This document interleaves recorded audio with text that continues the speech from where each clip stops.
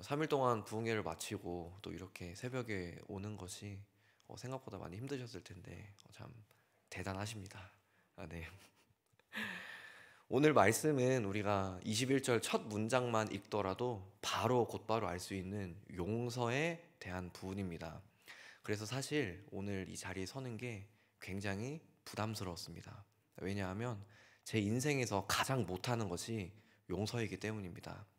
설교자들이 이제 본인이 설교 본문을 정해서 설교를 할 수 있을 때 굳이 선택하지 않은 몇몇 본문들이 있는데, 뭐 가령 창세기에 등장하는 그 족보들, 또 그리고 출애굽기 후반부에 등장하는 그 성막 건축의 그 여러 가지 순서들, 레위기나 민수기, 뭐 신명기에 등장하는 도무지 현대 시대에서 적용을 어떻게 해야 될지 아무리 머리를 써도 답이 안 나오는 여러 율법들, 뭐 여호수아서에 등장하는 이게 뭐 땅의 경계를 나누는 부분들, 뭐 이런 부분들은 사실 굳이 내가 뭐 선택하여서 설교 본문으로 잡진 않거든요. 이제 그런 본문이 저한테는 용서에 대한 본문입니다.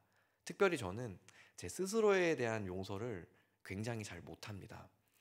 제가 이제 남들한테는 굉장히 좀 관대한 편이고 제 자신한테 굉장히 엄격한 편인데, 왜 내가 그럴까를 많이 고민을 해봤는데, 제가 성격 뭐 성향이 굉장히 선해서 이런 것이라기보다는 저는 용서를 잘 할 줄 모르기 때문에 용서를 피하기 위한 제 나름의 방편이 아닐까 그렇게 생각을 합니다.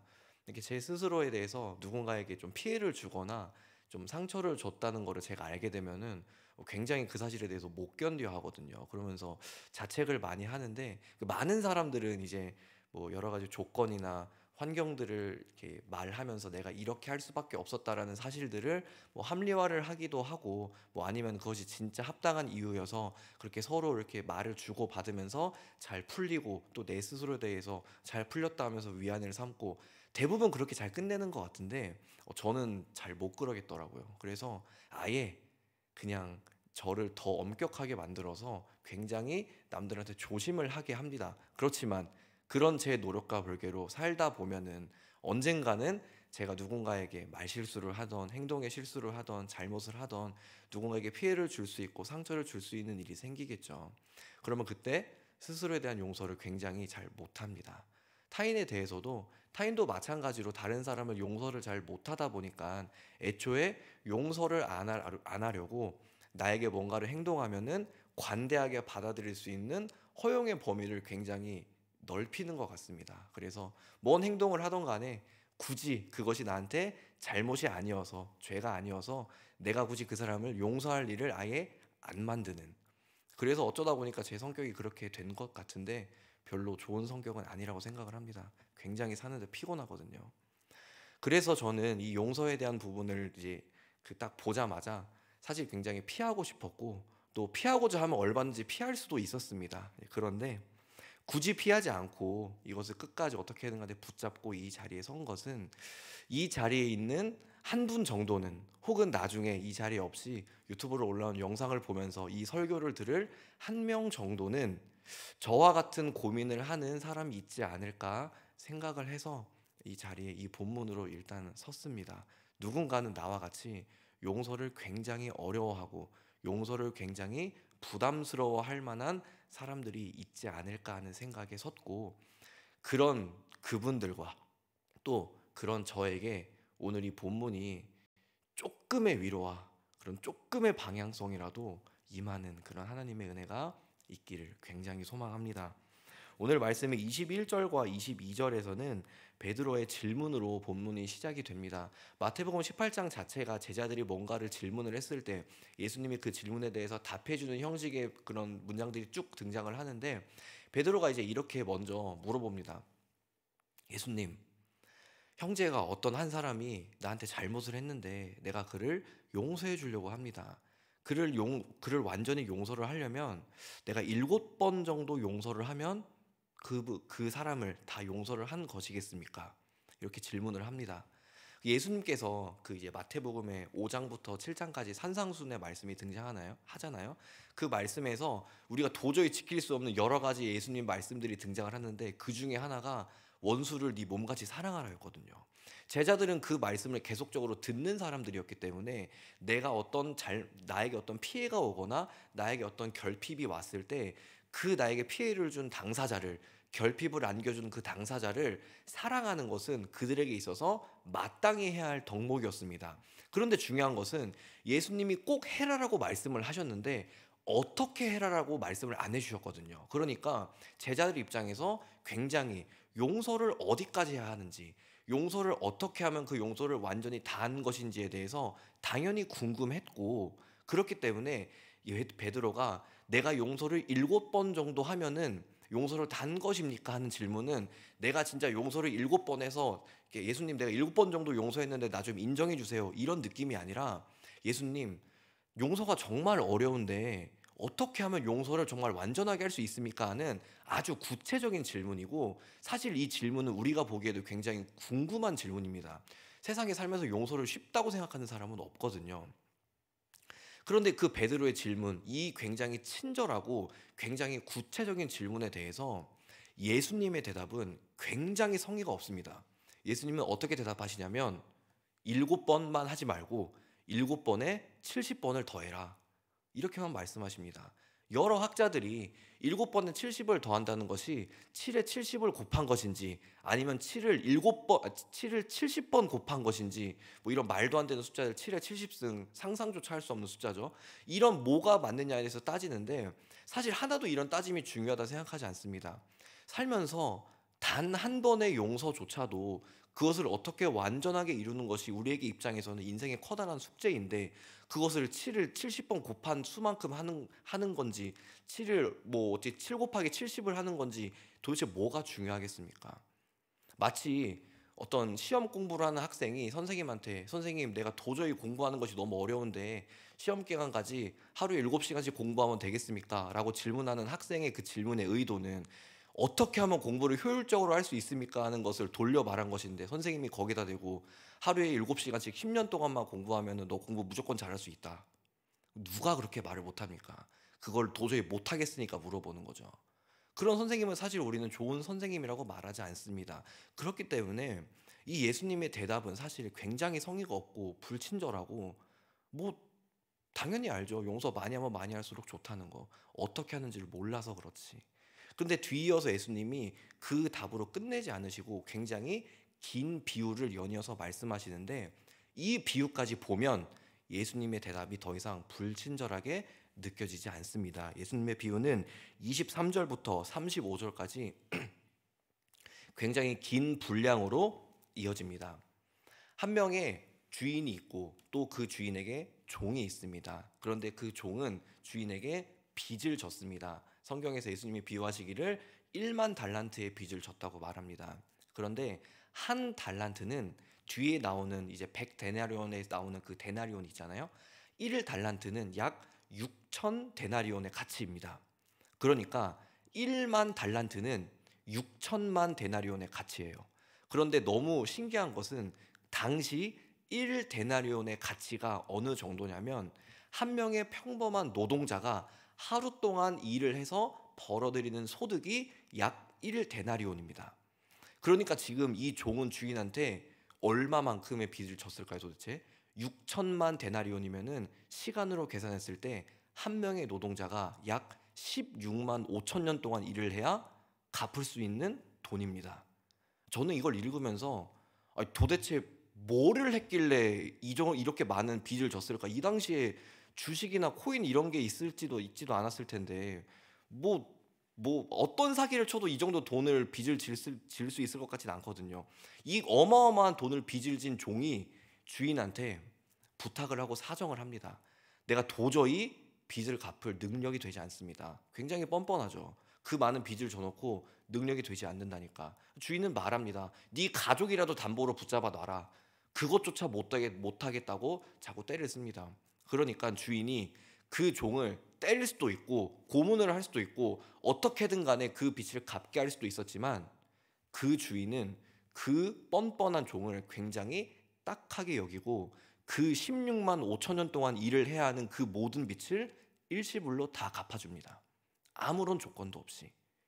너무나 큰 은혜죠. 그 종의 입장에서는 로또 1등을 몇 번이나 당첨한 것보다 훨씬 더 많은 돈을 그냥 아무런 조건 없이 그냥 거저 받았으니 이제 나는 빚이 없는 자유로운 사람이 됐거든요. 정말 굉장히 행복하고 굉장히 신났을 겁니다. 그런데 그 종이 그렇게 기분이 좋은 상황에서 주인과 만남을 끝내자마자 그가 발걸음한 것은 자신에게 100데나리온만큼 빚진 사람을 찾아갑니다. 너 나한테 100데나리온 빚졌잖아. 그거 언제 갚을 거야? 말을 하죠. 당연히 그 100데나리온 진 사람조차도 똑같이 나는 빚을 갚을 능력이 없어요. 한 번만 봐주세요. 똑같이 자신의 무능력함으로 용서를 구합니다. 그런데 여기서 이 종은 주인과 전혀 다른 선택을 합니다. 그 종은 주인한테 그 순간 6천만 데나리온의 가치를 순식간에 탕감받았음에도 불구하고 겨우 100데나리온만큼, 물론 겨우는 아니겠죠. 한 사람이 100일 동안 일을 해 얻을 수 있는 가치이기 때문에 그에겐 굉장히 큰 가치였겠지만 자신이 탕감받는 빚에 비해서는 정말로 손톱보다 안 되는 만큼의 아주 작은 가치의 빚을 진 사람한테 끝까지 그 빚을 갚으라고 계속적으로 그 목을 잡았다고 표현을 할 정도로 격렬하게 갚으라고 명령합니다. 그것을 본 옆에 있는 다른 동료들이 그 너무 100데나리온 빚진 그 사람이 너무 안타깝게 보여서 주인한테 가서 말하니까 주인이 얼마나 화가 나겠습니까? 나는 너를 6천만 데나리온 그거를 다 한 번에 없어줬는데 겨우 100데나리온 빌린 그거를 못 탕감해줘? 그래서 다시 6천만 데나리온을 그 사람한테 다시 빚을 줘서 다 갚게 만들어 버립니다. 이 비유까지 보면은 예수님께서 왜 그렇게 용서를 7번에 70번을 더하란 그 말씀을 하신 것인지 바로 이해를 할 수가 있습니다.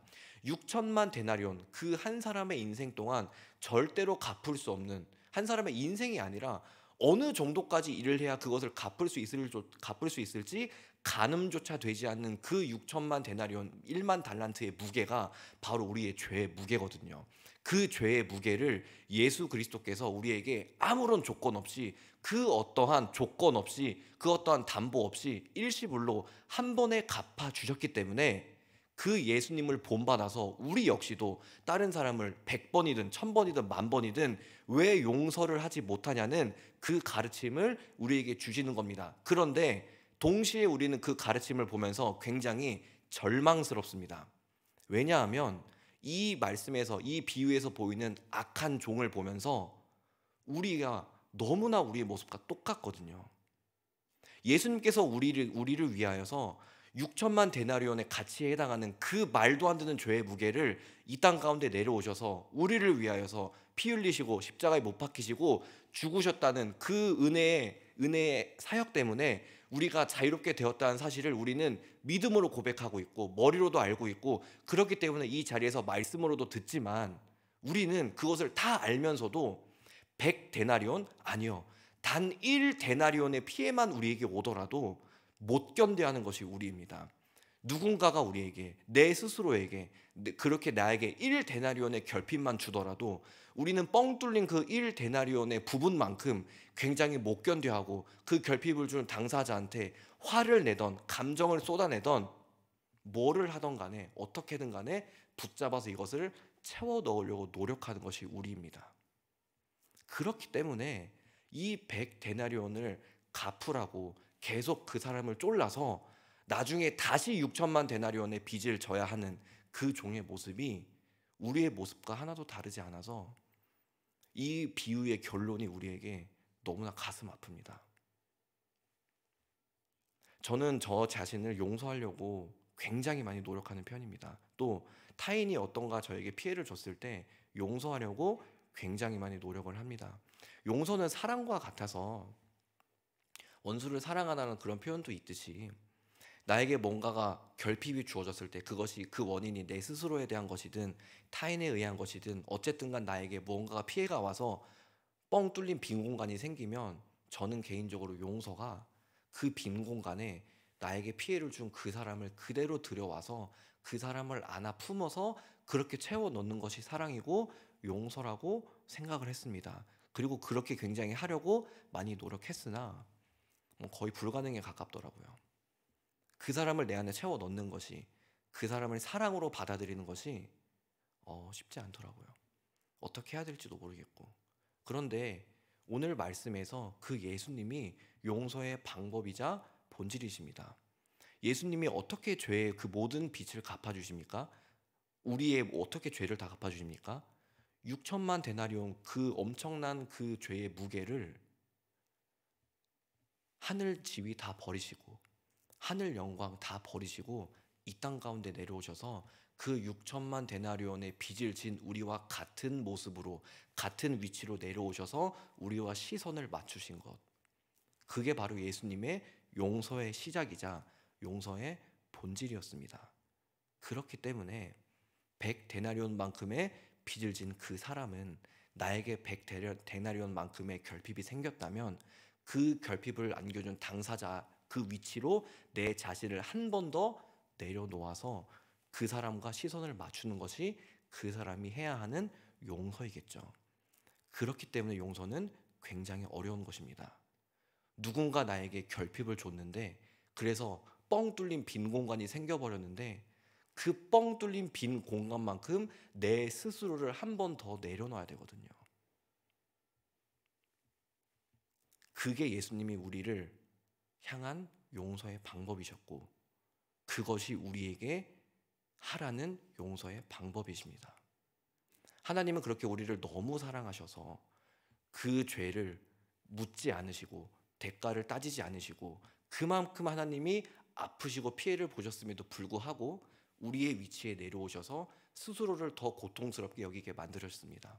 그렇게 우리를 용서하셨죠. 따라서 하나님은 우리를 너무 사랑하셔서 그렇게 우리를 또 내려놓게 만드십니다. 물론 저는 오늘 하루를 살아가면서 그 내려놓는 일을 아마도 실패할 것 같습니다. 지금까지의 삶이 계속 실패했었고, 사실 이렇게 설교를 하면서도 과연 내가 나에게 생긴 결핍만큼, 내 스스로 나에게 준 결핍이든 남이 나에게 준 결핍이든 그 결핍만큼 또 한 번 나에게 상처를 주면서까지 나를 내려놓게 할 수 있을까? 사실 자신 없거든요. 그런데 하나님은 저를 너무 사랑하셔서 한 번 실패하더라도 또 한 번 그 기회를 주실 거라 생각합니다. 또 한 번 누군가 용서해야 할 일을 분명히 만들어 주실 겁니다. 그렇게 계속적으로, 얘야, 내가 널 이렇게 용서했는데 너도 한번 그렇게 용서해보지 않겠니 하면서 계속 저에게 다가와 주시겠죠. 저뿐만이 아니라 우리 성도님들께도 마찬가지라 생각을 합니다. 아마도 성도님들도 저와 별반 다르지 않게 내 자신을 100데나리온만큼 한 번 더 내려놓게 하는 일을 실패할 것 같습니다. 그런데 실패하더라도 절망하지 않으셨으면 좋겠습니다. 그것 자체가 굉장히 어려운 일이고, 또 다시 어차피 기회를 주실 거거든요. 한 번 더 내려놓아라. 한 번 더 내려놓아라. 너에게 결핍이 생겼느냐? 결핍만큼 너 자신을 한 번 더 내려놓아라. 그 사람의 시선으로 바라보아라. 그렇게 용서를 하게끔 우리를 만들어가고 가꾸실 것입니다. 누군가에게는 용서가 인생 전체를 걸어야 할 만큼 굉장히 큰 숙제일지도 모르겠습니다. 그렇기 때문에 오늘 말씀이 너무나 힘들고 또 너무 듣기 싫은 말씀일 수도 있을 것 같습니다. 인생 전체를 빚졌으면 인생 전체를 한 번 더 내려놓아야 되니까요. 그렇지만 그렇게 용서에 대해서 혹시 누군가 굉장히 힘들고 아프고 어려울 수 있는 그 누군가가 하나님께 그 누군가에게 다가가셔서 조금은 위로해 주셨으면 좋겠고 함께 해 주셨으면 좋겠습니다. 저에게도, 그 사람에게도, 또 여러분에게도 우리를 용서해 주신 주님을 너무나 사랑합니다. 기도하겠습니다.